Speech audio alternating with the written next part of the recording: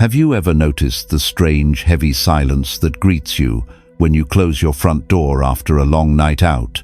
You spent hours surrounded by people.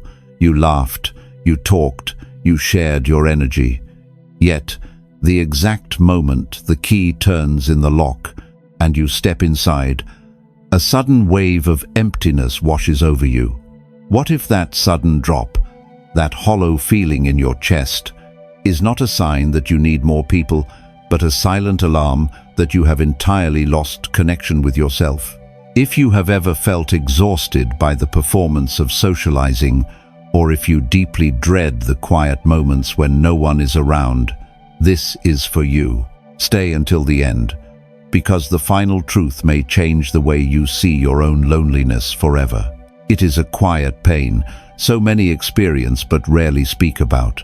You go out into the world. You smile. You play your assigned part. You engage in conversations, trying to connect, trying to feel seen and valued. But underneath the motion and the noise, you are running on a hidden battery that is draining rapidly. And when the night is over, you do not feel full. You feel depleted. You feel as though you poured yourself out into a bottomless cup and returned home entirely empty. We live in a world that tells us our worth is measured by our visibility. How many invitations we receive, how many people surround us, how well we can command a room.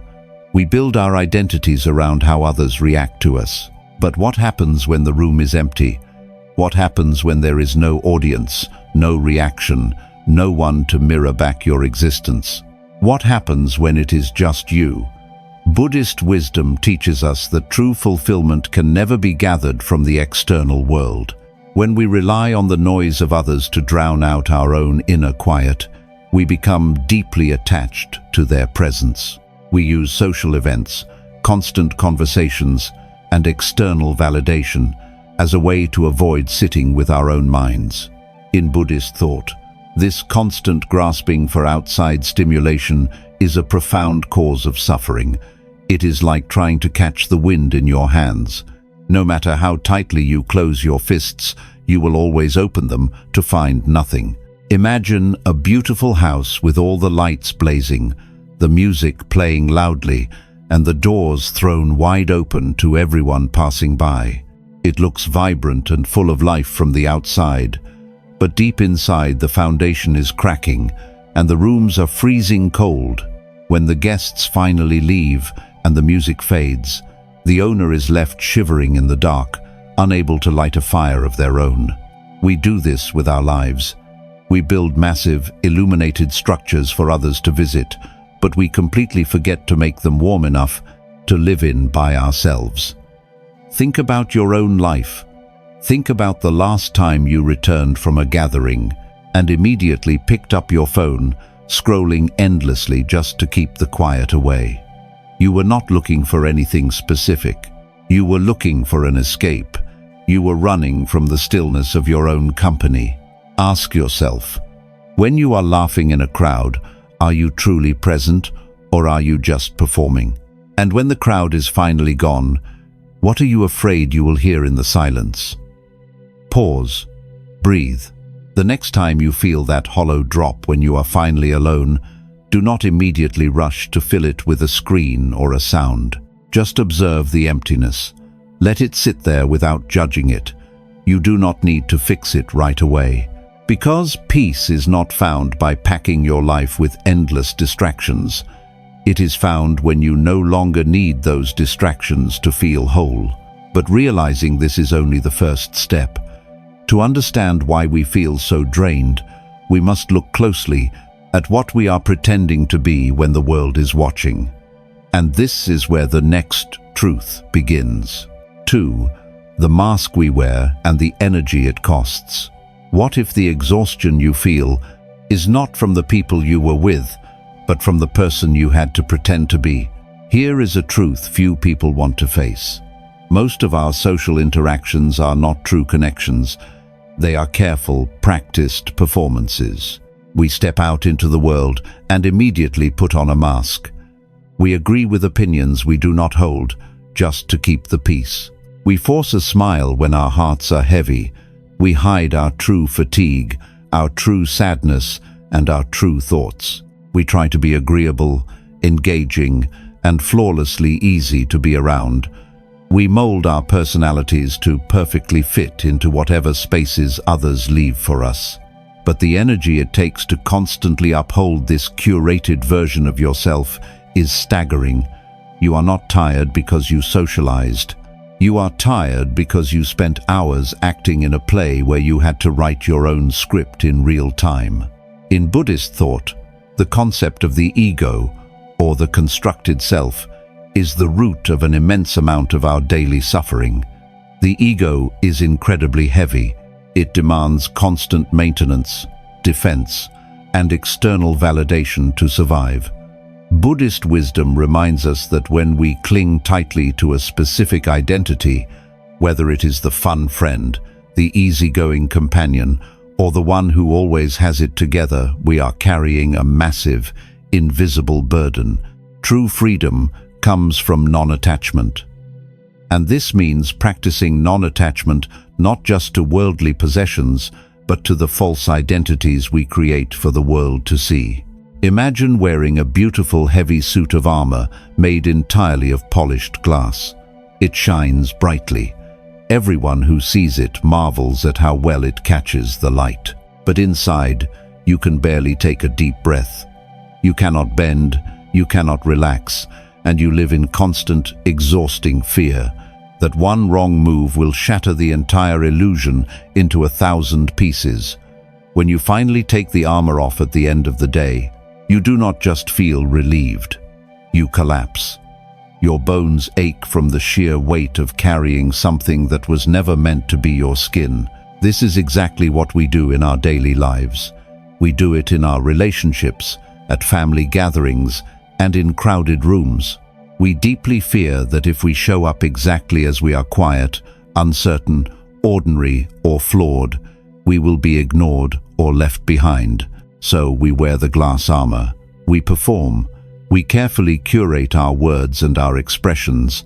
And the ultimate cost of this relentless performance is that profound, echoing inner emptiness the moment the curtain finally falls and we are left alone. Think about your own life. Think about the conversations where you felt completely drained afterward. Ask yourself, who are you when no one is watching? Are you allowed to be tired? Are you allowed to be completely still? What are you so afraid will happen if you simply stop performing for the people around you? Pause. Breathe. Notice where you are holding tension in your jaw, your shoulders, or your chest. That tension is the physical effort of holding up the mask. Let it drop. Give yourself permission to simply exist in this moment without needing to be entertaining, useful, or agreeable to anyone. You do not have to earn your right to occupy space in this world. The energy you spend pretending is the very energy you need to build a life of genuine peace. But once we recognize the overwhelming weight of this mask, we must look at why we put it on in the first place. We must look at what we are, so desperately trying to extract from the people around us. 3. Seeking water in an empty well. What if you are constantly going to the wrong places to heal a deep inner thirst? Here is the truth. We often walk into social events, relationships, and crowded rooms expecting other people to fix an emptiness that they did not create. We look for someone to say the right thing. We wait to be noticed, hoping their attention will finally make us feel whole. We cling to connections and conversations, believing that if we can just surround ourselves with enough voices, the loud, aching quiet inside us will finally stop. But when we rely on the outside world to make us feel alive, we give away all of our power. We are asking temporary moments to provide permanent peace, and that is an impossible task. Buddhist wisdom teaches us that suffering naturally arises when we look for permanence in impermanent things. The attention of others is like the weather. It changes, it shifts, it comes and goes without warning. When we anchor our sense of self-worth to how much we are included or validated by society, we are building our foundation on shifting sand. One of the deepest lessons of Buddhism is the understanding of grasping the endless, painful reaching for something outside of ourselves to fix how we feel inside. True refuge cannot be found in the applause, the invitations, or the approval of the external world.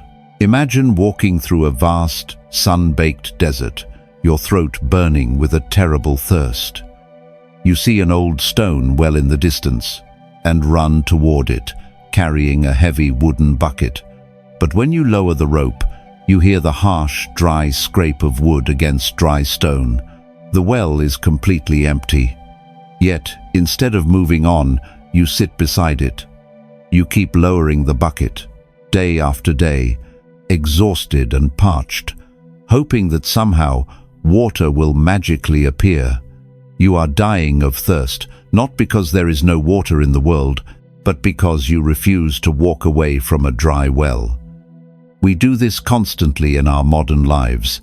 We return to the same draining environments, the same superficial social circles, and the same one-sided relationships, hoping that this time we will finally feel seen. We attend gatherings we do not even enjoy. We desperately seek out the noise of the crowd, waiting for a single drop of validation to quench a thirst that is entirely our own. But the crowd cannot heal you. The crowd is just another empty well. Think about your own life.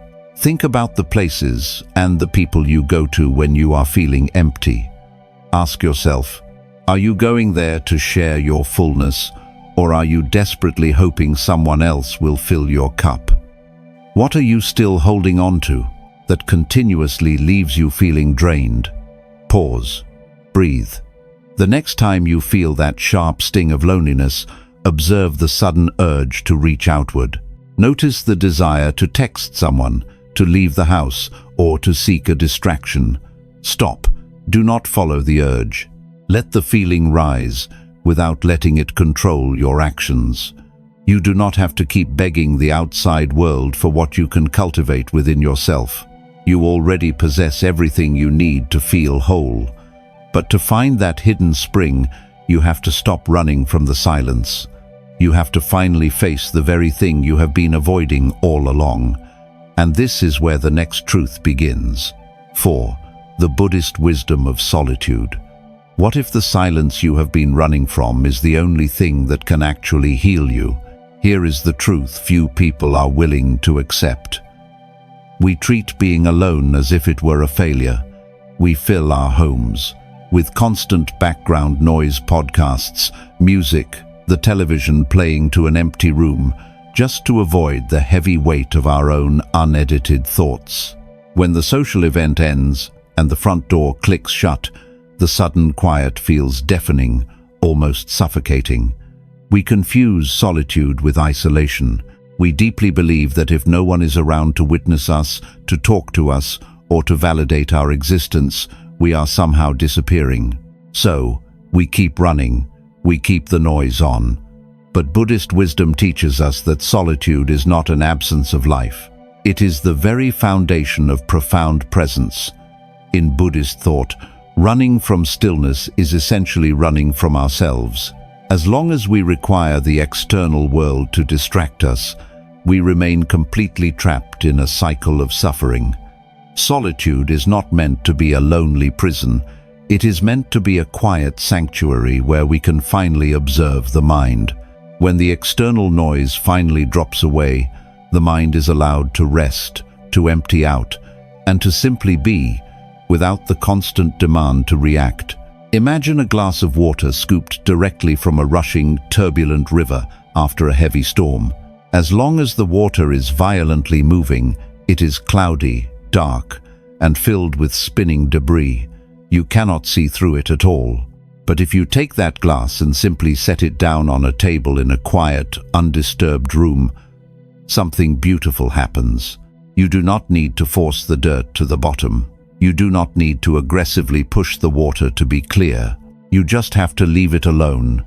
In the absolute stillness, the heavy particles naturally begin to sink, and the water slowly becomes crystal clear, peacefully reflecting the light in the room. In our modern lives, our minds are constantly trapped in that rushing river. We are relentlessly agitated by social obligations, the expectations of our peers, the fear of missing out, and the frantic speed of the world around us. We bounce from one interaction to the next, constantly stirring the mud, keeping the water churning. And when we finally return home, and the external agitation suddenly stops, we panic. We panic because, for the first time all day, we are forced to look at the dark, spinning mud we have been carrying inside us. Think about your own life. Think about the exact moment you get into your car after a social gathering, or when you finally sit on the edge of your bed at night. Do you allow yourself to just be there, or do you immediately reach for a distraction? Ask yourself, what are you afraid the silence will say to you if you actually stop moving? Is your constant need to be around others bringing you true peace, or is it merely feeding your deep fear of being left alone with yourself? Pause. Breathe. The next time you find yourself alone, do not immediately rush to fill the space. Sit in a chair. Let the quiet wrap around you. Observe the desperate urge to pick up your phone or turn on the television, and simply let it pass without acting on it. Because true peace is not found by running faster than your own thoughts. It is found by sitting still enough to let them settle. But embracing the quiet is only possible when we stop believing in the false reality we project to the world. And this is where the next truth begins. 5. The illusion of the performance. What if the life you are so desperately trying to hold together only exists in the eyes of other people? Here is the truth. We often mistake the performance of our lives for the reality of our lives. We step into the world and become directors of our own image. We curate our stories, carefully hiding our failures and highlighting our successes. We adapt our personalities to seem successful, happy, and unbothered. We want people to look at us and believe that we have everything under perfect control. But when we return home and the audience is finally gone, the emptiness returns. It returns because the version of you that the world was interacting with is not the real you. It is a ghost. It is a carefully painted picture, and you cannot draw warmth from a painted fire. Buddhist wisdom teaches us that much of our suffering stems from our deep attachment to illusions. We cling tightly to external identities, our careers, our social standing, our reputation as the strong one or the successful one. In Buddhism, this false self is seen as a source of endless anxiety, because an illusion must be constantly defended against the truth. It takes tremendous energy to keep a mirage alive.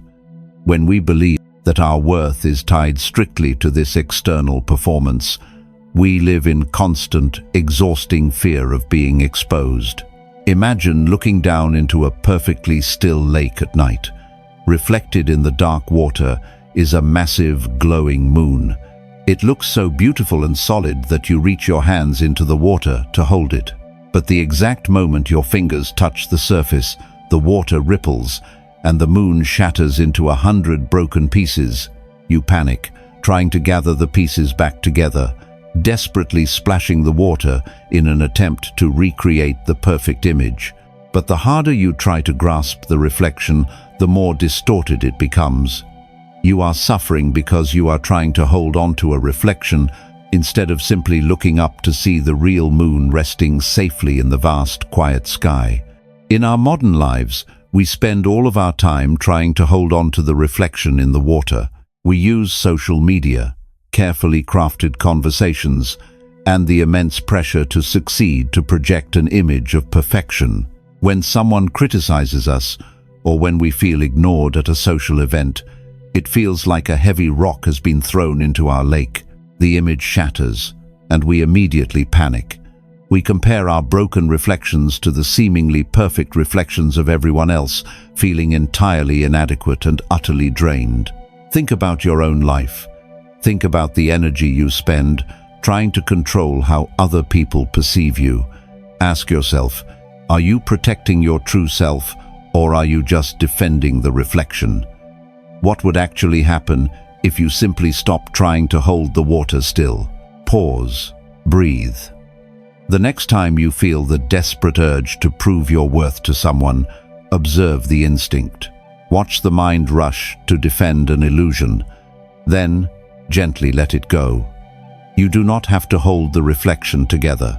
Let the water ripple. Let the image break. Because true peace is never found by perfecting the image you show to the world. It is found by stepping back and resting in the quiet reality of who you are when no one is looking. But finding comfort in that quiet reality requires us to completely change our relationship with the stillness, and this is where the next truth begins. 6. Making peace with the quiet. What if the silence you are so terrified of is the only place where you can actually meet yourself? Here is the truth. We treat quiet as an enemy to be defeated. When the social gathering ends and we cross the threshold into an empty room, we experience the sudden absence of noise as a profound threat. We feel restless, agitated, as if we have forgotten to do something important. We pace the floor. We check our phones to see if anyone is looking for us.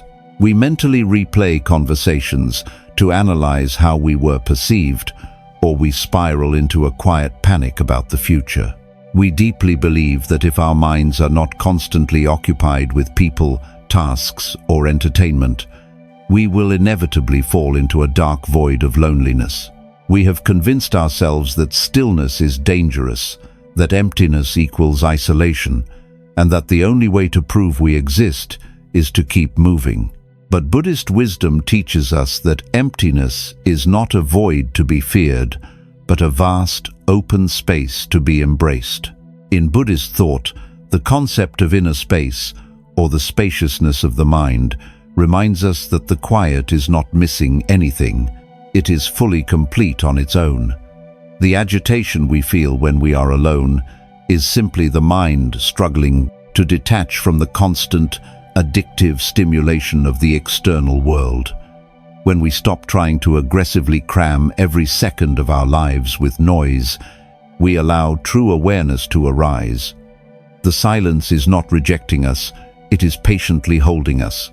Imagine a dense, wildly overgrown forest where the trees are packed so tightly together that no sunlight can reach the ground.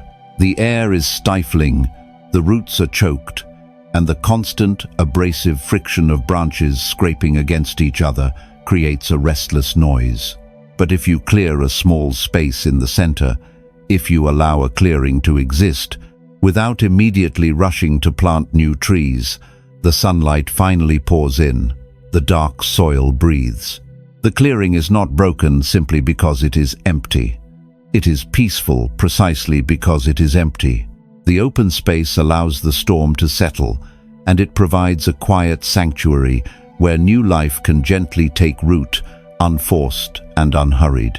In our daily lives, our minds are that choked, overgrown forest. We cram every waking hour with social obligations, the fear of missing out, relationship conflicts, and the endless, numbing glow of digital screens. We desperately fear the clearing. We think that if we are not actively engaging, communicating, or holding on to someone's attention, we are slowly fading away.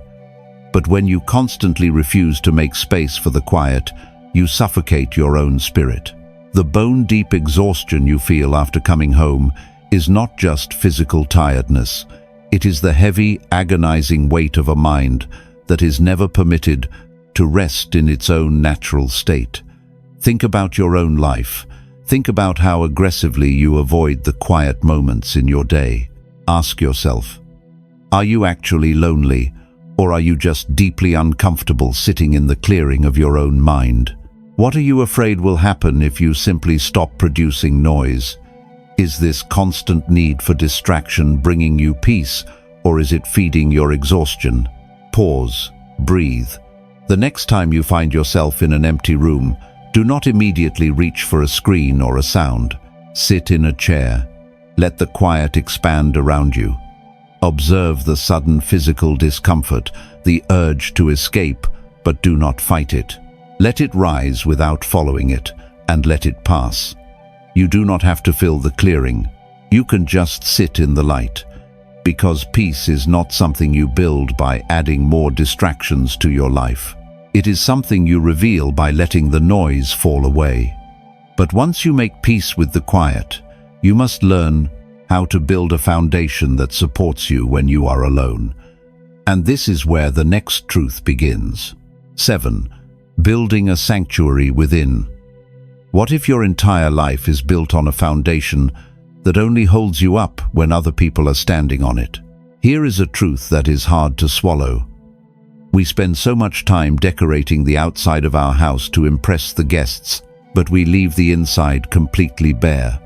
We rely entirely on our social calendars, our partners, and our colleagues to provide our lives with structure and meaning. When a weekend has no plans, we feel entirely lost. When our phone does not ring, we feel completely forgotten. We have subconsciously outsourced our emotional stability to the external world. If the crowd disappears, our inner structure collapses. We do not know how to be the source of our own comfort. Buddhist wisdom teaches us the profound concept of taking inner refuge. In a world governed by impermanence, relying on external conditions for our happiness guarantees suffering. Friends will come and go. Conversations will end. The longest and loudest gatherings will always eventually disperse. If your peace is entirely dependent on these fleeting moments, your peace will be just as fragile. True liberation happens when you build an unshakable sanctuary within your own mind, a place of quiet safety that belongs exclusively to you, completely untouched by the changing tides of the outside world. Imagine a small wooden boat tied tightly to a wooden dock during a violent storm. As the wind howls and the waves rise and crash, the boat is aggressively smashed against the wooden posts. It suffers constant damage because it is rigidly tied to the volatile surface. But out in the deep, open ocean, miles below the crashing waves, the water is perfectly still. The deep currents remain completely undisturbed by the raging weather above. When you build a sanctuary within, you are no longer the fragile boat tied to the crashing shore. You are the deep ocean. The surface of your life may ripple with the events of the day, but your depths remain entirely untouched. We live our modern lives violently tied to the shore. We let a single unreturned message ruin our entire evening. We let the changing moods of an acquaintance dictate our own sense of self-worth. We attend events we do not actually want to go to, simply because we fear untying the rope and facing the deep water alone. We have forgotten how to dive into our own depths. We have forgotten how to cultivate quiet rituals, thoughts, and moments of joy completely independent of an audience. Think about your own life. Think about the things you do solely for yourself, when absolutely no one is watching and no one will ever know. Ask yourself, if all the plans were suddenly cancelled and all the voices faded away, what would you have left? Are you building a life, or are you just building a stage? Pause, breathe. Think of one small, quiet thing that brings you peace. Drinking a warm cup of tea in the morning, reading a book in silence, watching the trees move in the wind. Do it today. Do it without taking a picture, without telling anyone, and without rushing. Reclaim a piece of your life just for you. You are not powerless. You can become a place of safety for yourself.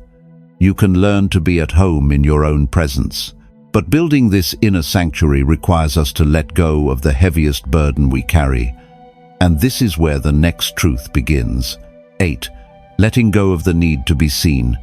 What if your value does not disappear just because no one is looking at you? Here is a truth that goes against everything we are taught. We have been conditioned to deeply believe that our existence requires a witness. We document our thoughts, our quiet moments, and our milestones, waiting for external approval to confirm that they actually happened. We wait for someone to notice how hard we are working, how much we care, or how tired we are. If we experience a beautiful moment or overcome a quiet struggle and no one acknowledges it, we feel as though it did not matter. We equate our visibility with our validity, but this constant aching craving to be seen is a heavy chain. It leaves us perpetually hungry, forever performing for an audience that is always looking away.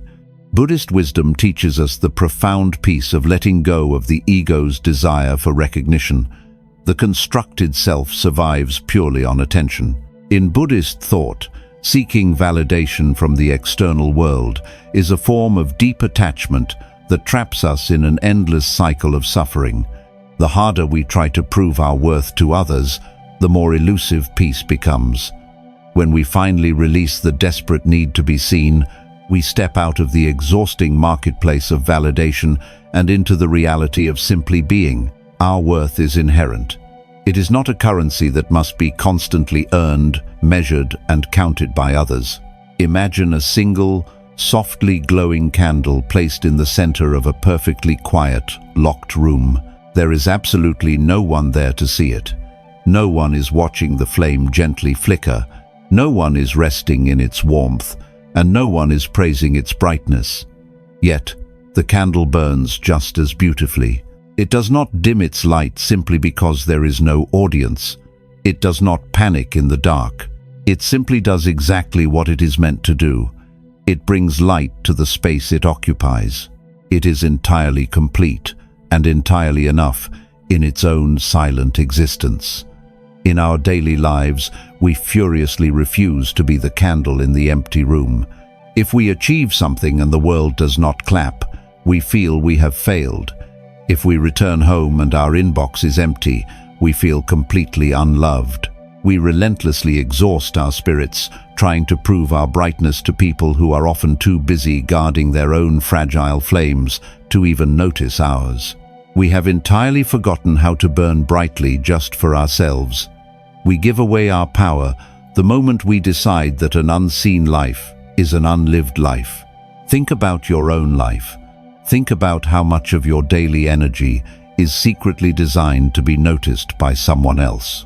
Ask yourself, if you knew for an absolute certainty that no one would ever praise you, validate you, or applaud you again, how would you choose to live?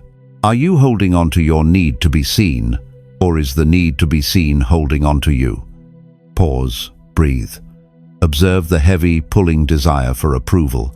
Notice the subtle tension in your chest when you want someone to notice your effort. Do not judge the feeling, just watch it rise, and then softly let it go. You do not need to capture every moment to prove it was real. You do not need a witness to be whole, because true peace is not found by gathering the largest audience. It is found when you finally no longer care who is watching.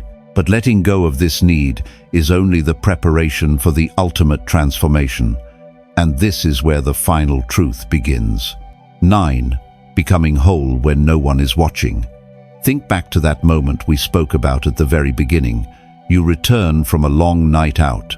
You turn the key in the lock, you open the front door, and you step inside. The noise of the world is instantly cut off, and you are met with absolute, heavy silence. But what if this time, the sudden quiet does not feel like an empty void? It does not feel like a punishment or a terrifying drop in your chest. This time, the silence feels like a deep, comforting breath. It feels like coming home, not just to a physical building, but to yourself. We have spent so much of our lives running from this exact moment. We wore the heavy glass armor to perform perfectly for the crowd. We repeatedly lowered our buckets into entirely empty wells, begging for a single drop of validation. We allowed our minds to become choked forests and raging rivers, constantly agitated by the fear that if we were not actively seen, we did not exist. We built magnificent, brightly lit stages for other people to stand on, while we shivered in the dark behind the curtain. But Buddhist wisdom reminds us that the quiet was never the enemy. The emptiness you felt after a long social event was simply the profound exhaustion of trying to hold the illusion together. When you stop chasing the broken reflections in the water, the lake naturally settles. When you stop desperately tying your fragile boat to the volatile shore, you finally discover the unshakable calm of your own deep ocean. You slowly realize that you do not need the noise to prove you are alive. Imagine walking into that quiet room now. You do not rush to turn on the television to fill the space. You do not immediately reach for your phone to desperately scroll through the lives of others. You simply put your keys down. You take off your coat. You sit in the absolute stillness. And for the first time in a very long time, you feel completely, effortlessly safe. You are no longer waiting for someone else to arrive to make you feel whole. You are the candle burning beautifully in the quiet room, because a life that does not collapse when no one is around is a life built on genuine inner presence. It is a life where your peace is entirely your own. It is not dependent on invitations, the applause of your peers, or the fleeting attention of a crowded room. You have learned how to rest. You have learned the quiet power of letting go of the relentless performance. Think about that. Think about the incredible, weightless freedom of finally releasing the need to be seen. You can just be. You can be tired. You can be completely silent. You can be entirely ordinary and yet profoundly full. The next time the crowd fades, the door closes, and you are left entirely alone, do not panic. Do not run back into the storm. Let the mask fall entirely. Let the profound silence hold you.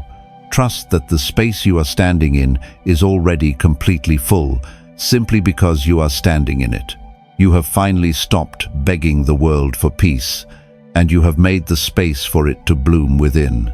If these lessons touched your heart, share this video with someone who may need a little more peace today. Peace was never outside of you.